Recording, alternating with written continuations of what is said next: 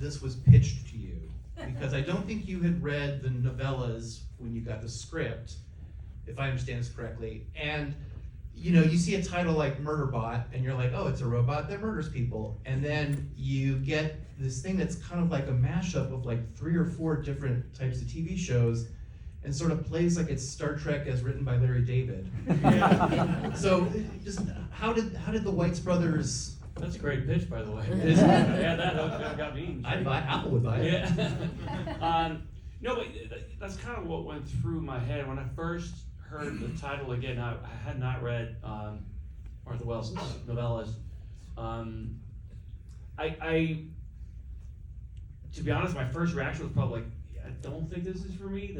I assumed that it was going to be kind of like a, I don't know, but maybe like a generic tough guy type of like space sci-fi kind of thing. But when I heard that, well, then I talked to Chris and Paul, and they explained a little bit more about the character, the eccentricities of the character, and the fact that it was a story of an android who's kind of discovering who it is and coming to terms with its humanity, and that it's awkward, and there are human elements to it, and that it loves the rise and fall of Sanctuary Moon. They told me a bit of that. The show within the show with that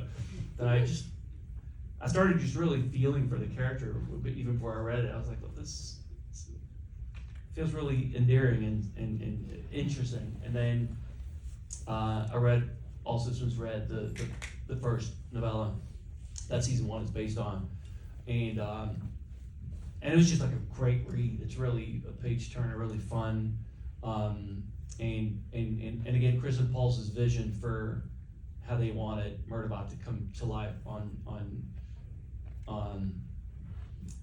television was just really exciting to me, and just felt like a character that I definitely hadn't played before, and quite an unusual sci-fi tonally, so that intrigued me.